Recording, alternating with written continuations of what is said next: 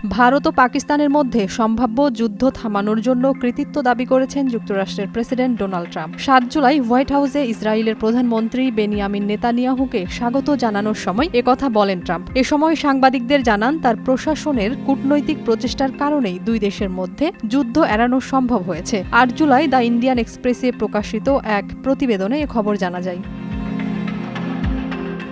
Trump বলেন, তিনি অনেক লড়াই থামিয়েছেন, যার মধ্যে সবচেয়ে বড় লড়াই ছিল ভারত ও পাকিস্তানের মধ্যে। তিনি সেটা বাণিজ্যের মাধ্যমে থামিয়েছেন। এ সময় ট্রাম্প আরও বলেন, তাদেরকে স্পষ্টভাবে বলেছিল যদি যুদ্ধ চলতে থাকে তাহলে তাদের সঙ্গে কোনো ধরনের বাণিজ্য করা হবে না। তারা পারমাণবিক যুদ্ধের পর্যায়ে চলে যাচ্ছিল, যেটা থামানো খুবই গুরুত্বপূর্ণ ছিল। ট্রাম্প তার দাবিটি এমন সময়ে করলেন যখন নেতানিয়াহু তাকে নোবেল শান্তি পুরস্কারের জন্য মনোনয়ন দেন। নেতানিয়াহু হোয়াইট হাউসে নৈশভোজে ট্রাম্পকে মনোনয়নের চিঠি তুলে দিয়ে বলেন, আপনি এর যোগ্য, আপনার হাতেই একের পর এক অঞ্চলে শান্তি স্থাপিত হচ্ছে। ট্রাম্প চিঠি পেয়ে বিস্ময় প্রকাশ করেন এবং নেতানিয়াহুকে ধন্যবাদ জানান।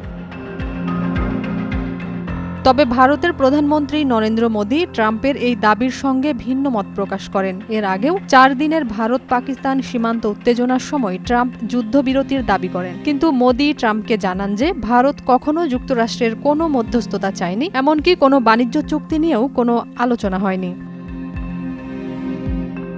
ভারতের পররাষ্ট্র সচিব বিক্রম মিশ্রি বলেন, কানাডায় G7 সম্মেলন শেষে ট্রাম্প তাড়াহুড়ো করে যুক্তরাষ্ট্রে ফিরে গেলে মোদি তাকে ফোন করেন। ৩৫ মিনিটের ওই কথোপকথনে ট্রাম্প জানতে চান মোদি ফেরার পথে যুক্তরাষ্ট্রে থামতে পারবেন কিনা, কিন্তু পূর্ব নির্ধারিত কর্মসূচির কারণে মোদি তা মানা করে দেন।